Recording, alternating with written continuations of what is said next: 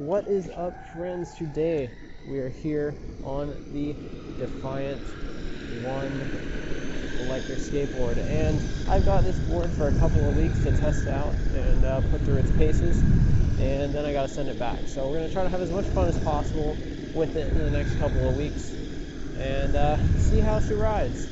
So today, it's a fun fact, I actually recorded this video yesterday, so this is not even my first ride anymore. It is my second ride, but my microphone was dead. So anyway, I got that fixed, and today we're going to be going through the different features of this board. We'll talk about the trucks and the gear drives and internals and stuff like that, as well as commenting on the actual ride of the board, which is, I'm sure, what you guys care more about rather than the actual specs. So let's just jump right into it and start off with the most obvious thing, which is the red deck. This thing is pretty awesome. It looks cool, feels good, and in general is just a pretty great decision from the Defiant Board Society as a company. Now the deck is actually super flat, and there's only a tiny bit of concave to it. I think it's a tiny bit of W concave, but I really like the feel of it, and to be honest, I prefer flatter decks anyway because they make my feet feel less fatigued over long periods of riding time. And I have not ridden this board too long yet, a total of about 14 miles, so nothing too crazy, but the deck has been great so far, and it has just a little bit of flex to it. I would not call it a flexy deck. It has just a tad bit of give, a little bit of springiness, and for me that's super satisfying. It makes the deck feel like something I would want to ride for a long amount of time. Now, if you're someone who likes decks with a lot of concave, or ones that you can really grip your feet into, this one might not necessarily be for you, but for me it works super well. Now, moving on to the trucks on this thing, the next most obvious feature are the massive 280mm wide CNC'd reverse kingpin trucks. These things are pretty cool because they actually have adjustable base plates, which lets you set the angle at 3 different set positions. And yesterday when I was riding this, I had it set to the 50 degree. I might need to double check those angles. I think they might be slightly custom for this board, but I think it's 50-50, and it was super carby, but to be honest, it really was not stable enough for my liking. So when I went home, I actually went ahead and changed the angles to the middle setting on the front and the lowest setting on the back. So that would end up being around, if I'm doing my math right, I believe they're in 6-degree increments. It would be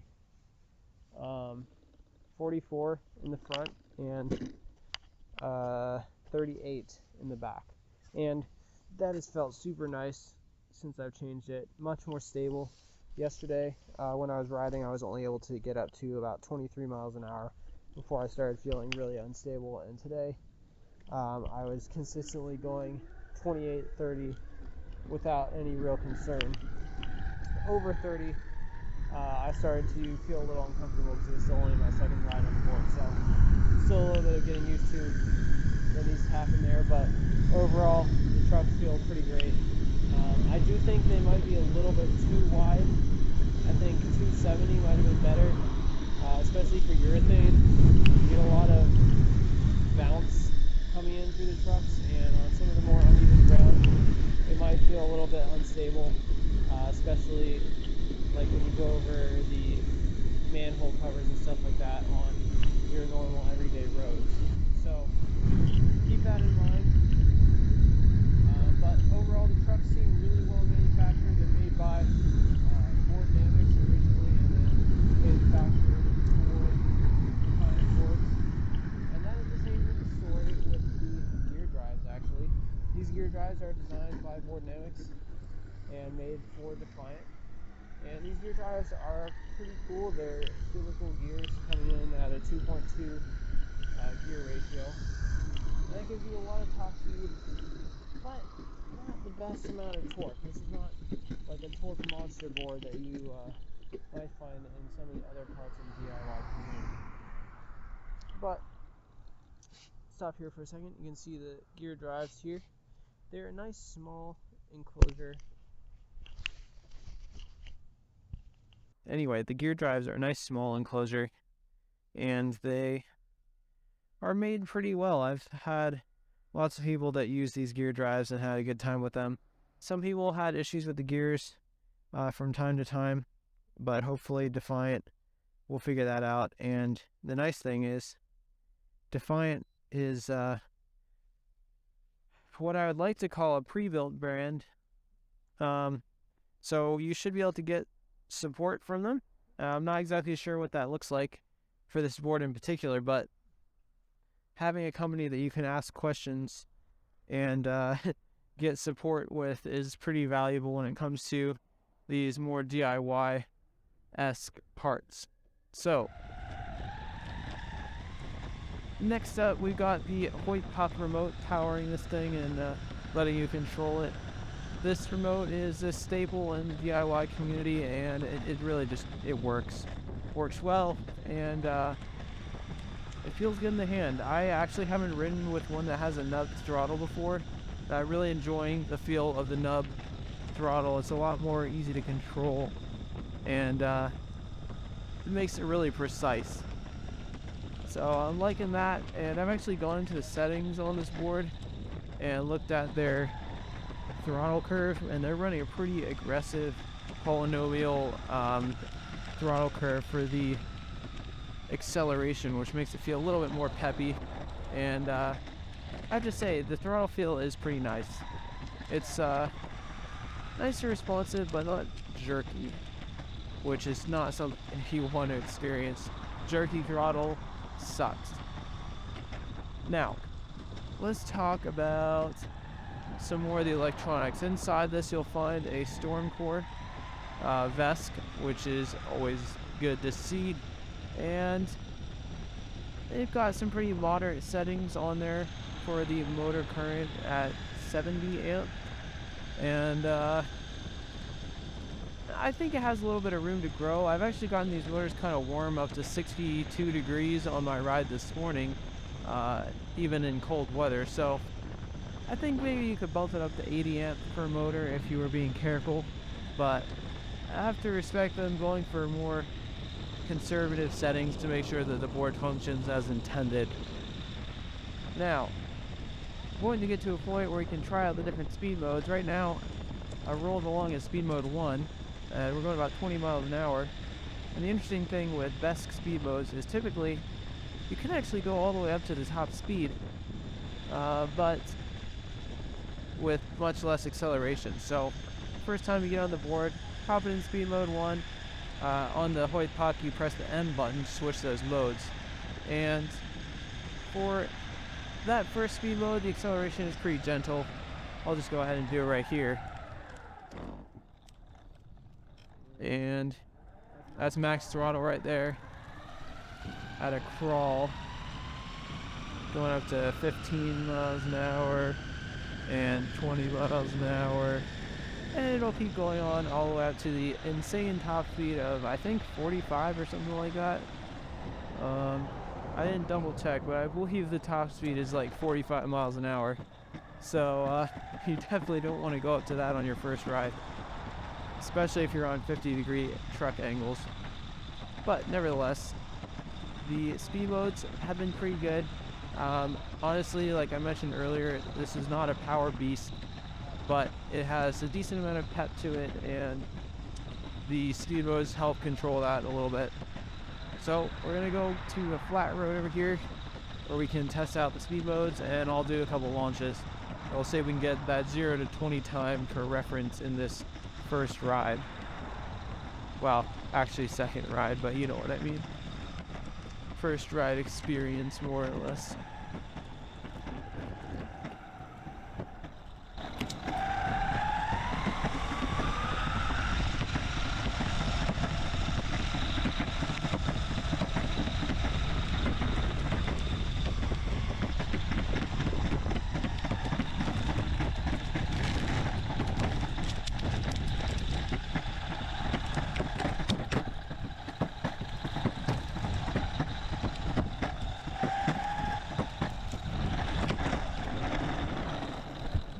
and I'm holding the camera kind of weird here, but one of the other fun features of the Hoyt puck is that you can switch from left hand to right hand use, and that's particularly useful for me when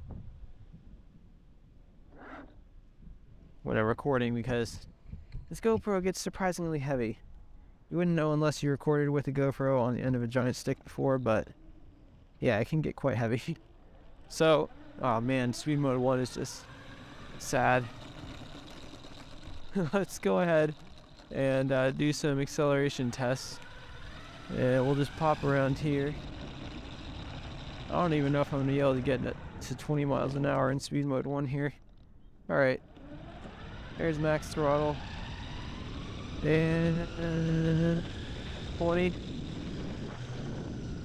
Let's go ahead and switch speed modes. We're going to be going uphill a little bit here, but we'll do it back down the other way to be fair. Alright, brake. Now, speed mode 2. There's max throttle. Yeah, going uphill is going to be a lot worse, but there's 20. Speed mode 2 is so much more fun. Let's go to the flat ground for this, actually. I think there should be enough room.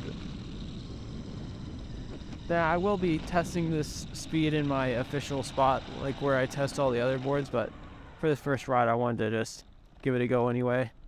Alright, speed mode 2. 0 to 20. There's 20. There's 25. One thing about this board that you have to be careful with, hopefully they'll get it fixed before it's shipped to you guys, but there's this thing called VESC overcurrent error, and you get that a lot on braking if you let the traction of the rear wheels slip. So when you're braking, I just got it right now, when you're braking, make sure that you lean back to give the rear wheels as much traction as possible. And like I said, I'll be reporting all of this info to Defiant, and hopefully they'll get that figured out before any boards actually touch your doorstep. Alright, speed mode 3. Let's go ahead and switch to that. Much more peppy. I rode to my workplace this morning in speed mode 3, and I had gotten pretty used to it, forgot how calm and gentle the first speed mode is. I mentioned earlier that I'm on 38, 44 for my truck angles, but the turning radius on this is still pretty good, and that's partly due to the wide trucks and the amount of leverage you get on the bushings. So let's go ahead and do a 0 to 20 in speed mode 3 in the same spot. We'll start from a standstill. 3, 2, 1.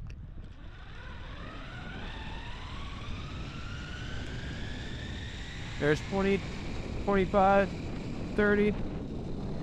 No, it's 27, but whatever. I'll just check on the GoPro GPS and it'll be fine. Anyway, what else we got? We have a 12S5P Molicel P42A pack in there. And also down here you can see the Enclosure, which I believe is made of polyurethane, which is pretty unique.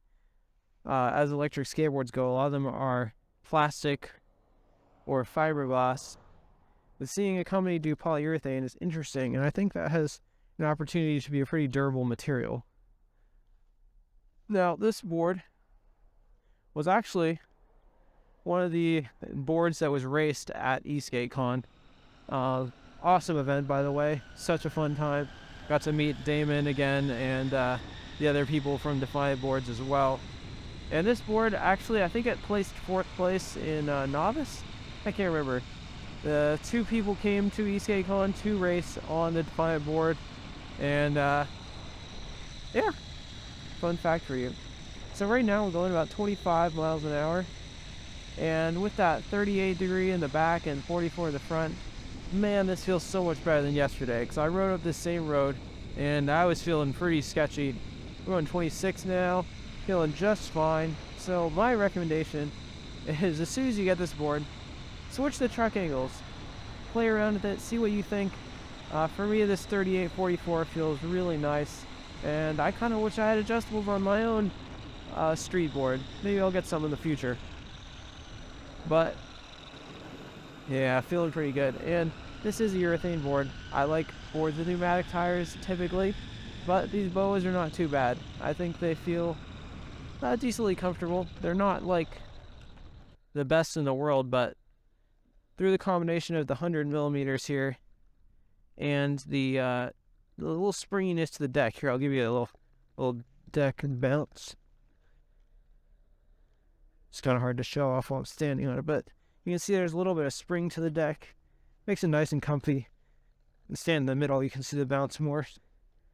But one of the things I love the most about this board is the aesthetic, fit and finish. It just all looks really nice. And for me, as someone who does a lot of DIY stuff, and this kind of has a lot of familiar components to me, this, I would see it as like a mid to high tier-ish DIY build, but it's not quite as powerful as most of the DIY builds that I've done.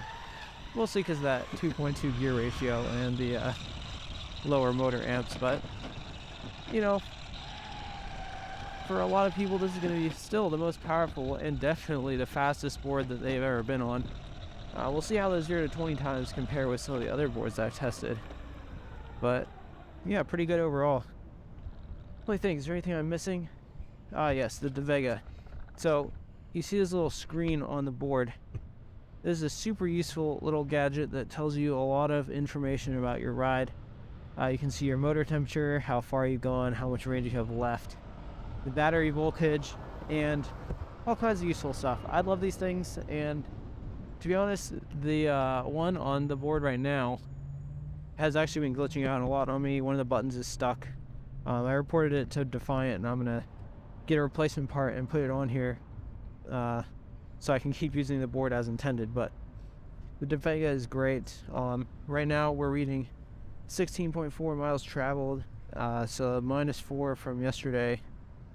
That's about 12 miles traveled today on the battery, and we have 15 miles of range left. And typically the DaVega ratings for range remaining are pretty accurate, so I would expect to get anywhere from 25 to 30 miles of range on this board, and that's pretty decent for a urethane board with the 12S5P in it. Now the price of this board does come in pretty high at $3,000, but I mean, the fin finish you're getting here, the deck, the steel gear drives, I think it's probably worth it.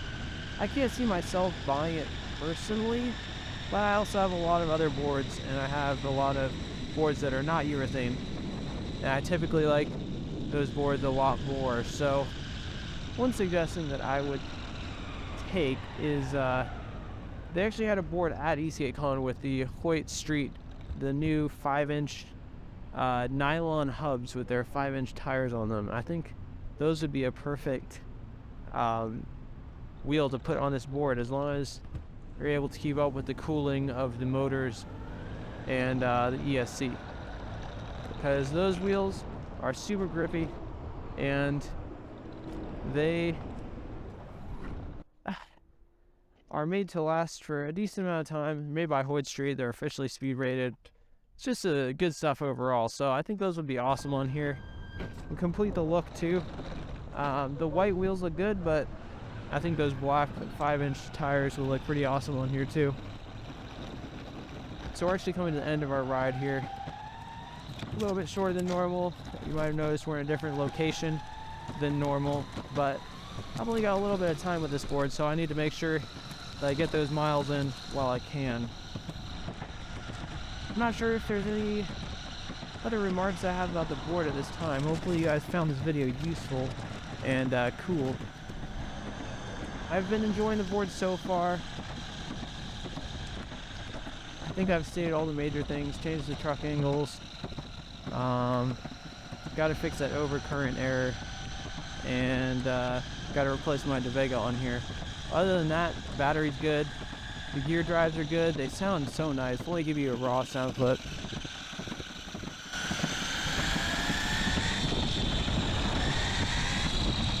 They sound so cool.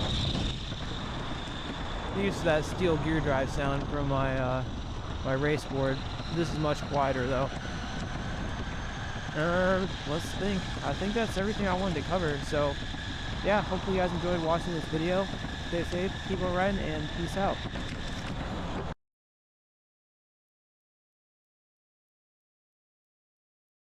So here's a couple things that I want to talk about before we close out here in this first ride video. I'm going to be recording over the next couple weeks to get the rest of the footage for the full review, but unfortunately we had a little incident with one of the gear drives and it is currently not functional. So I'm in talks with Defiant about what to do about that. I'll probably end up taking the gear drive apart and trying to fix it myself, but we'll just have to see what happens. For now, the pre-order is open. If you're interested in this board, go ahead and check it out in the description below. I personally would wait a little bit to order one. I know they probably won't like me saying that, but you know, it is what it is. The board is still got a couple little quirks here and there, and hopefully pretty soon I'll be able to report that these quirks have been fixed, and you'll be all good to order this pretty awesome board. As soon as those quirks are gone, this thing is a pretty cool offering. So yeah, let me know if you have any questions down in the comments below. Let me know what you want me to test on this board, and I'll try to do that before the full review comes out in a couple of weeks. Thanks. Later.